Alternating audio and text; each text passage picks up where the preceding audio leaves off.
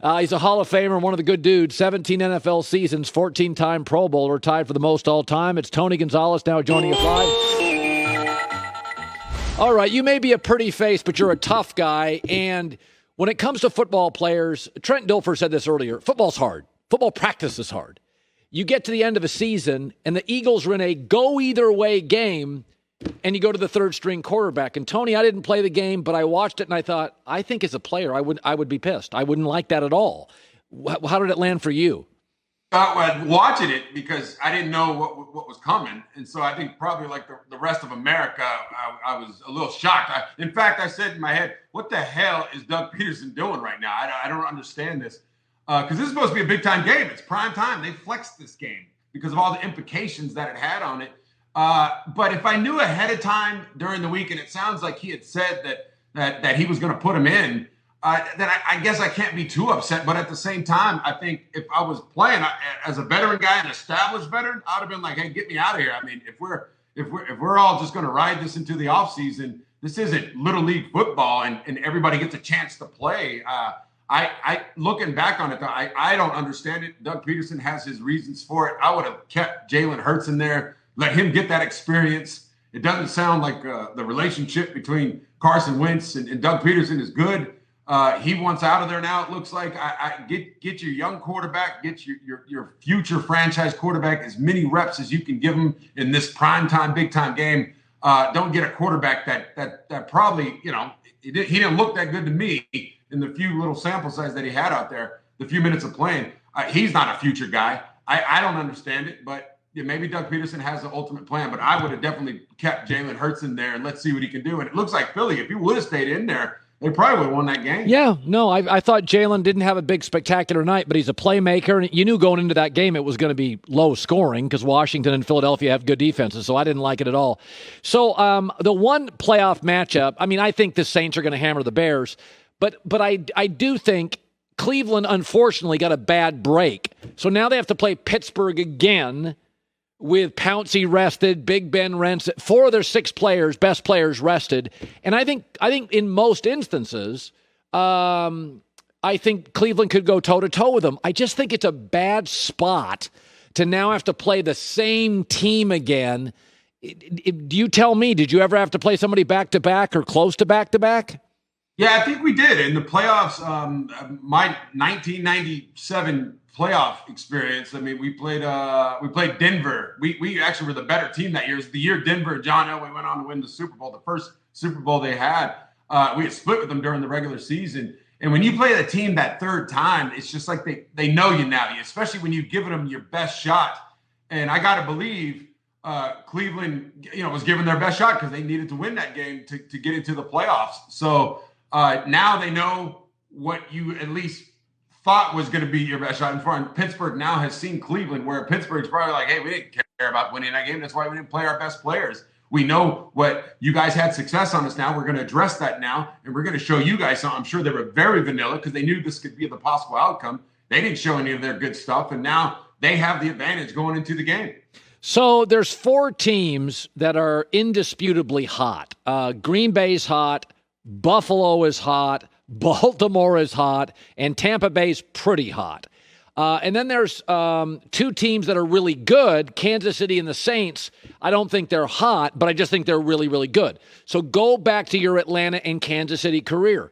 You would think if you're hot, it's good. But I've heard coaches before say, we peaked in week 12, and we just never quite found the magic. Do you think being as hot as Baltimore matters?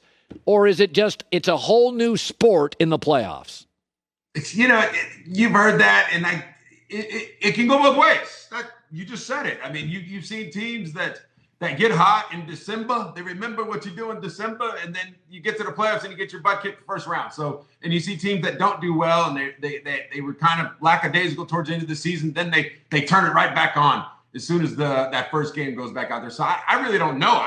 I say it can't hurt, though. I'd rather be the hot team going into the playoffs, especially someone like Baltimore and it's really Tom Brady and that Buck offense finally looking like the offense we thought they could look like. And guys stepping up, guys like these aren't guys coming out of nowhere. Antonio Brown obviously is an established player, one of the best receivers ever. And he hadn't looked like it because he was getting his legs back. He's getting that timing back. Now he's looking like AB. He's not totally like AB. It looks like he's ascending. He's getting better. The connection between Godwin and Brady is getting better. I've talked about it, the buffet offense that they have, all those ingredients, all those good flavors, they're starting to come together.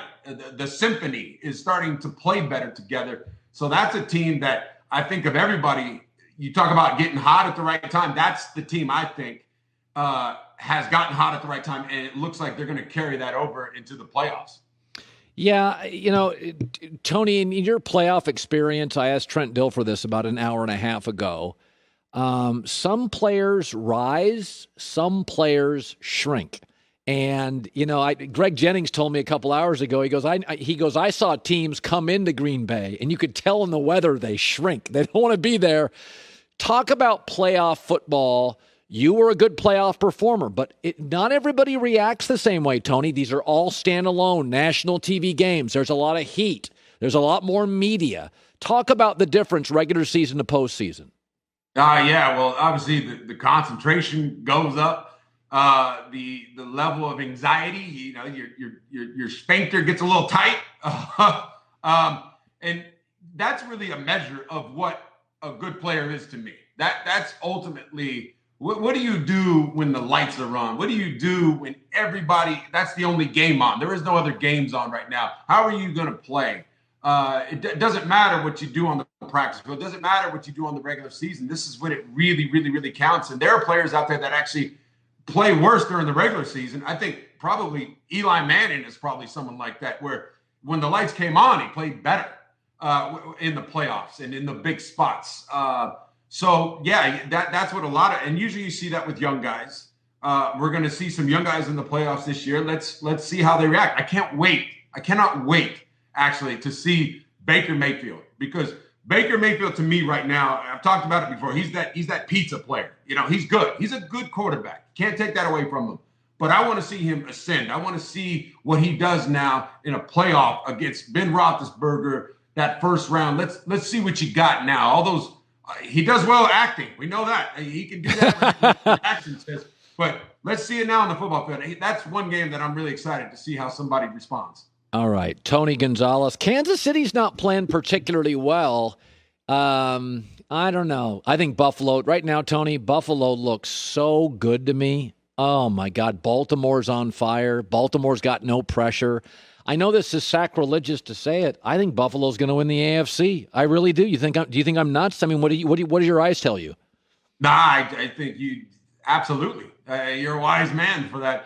Obviously, I'm rooting for the Chiefs because the Chiefs have the only thing I could say about the Chiefs is that maybe they've been playing to the level of their opponent. We've been talking about that the last month. Like, what has taken so long? And just like last year in the first quarters of each of those playoff games, how they had to overcome the 10-point deficit. And they can turn it on because they have that man you're showing there right there. Those two men. They got the big man in the red, and then they got Patrick Mahomes. So Andy Reid and Patrick Mahomes, it's like when they decide to turn it on, watch out. They got the talent. They need Clyde Edwards-Helaire, though, I believe. They need that guy back to help keep the balance on that offense. But Buffalo, you're right. Josh Allen looks like the best quarterback in the NFL right now. I mean, he's right there with Aaron Rodgers where it looks flawless. So both those teams are looking good. But watch out. I think the Chiefs definitely can turn it on, and then we'll say, oh, okay. I knew it. You knew they were going to do it.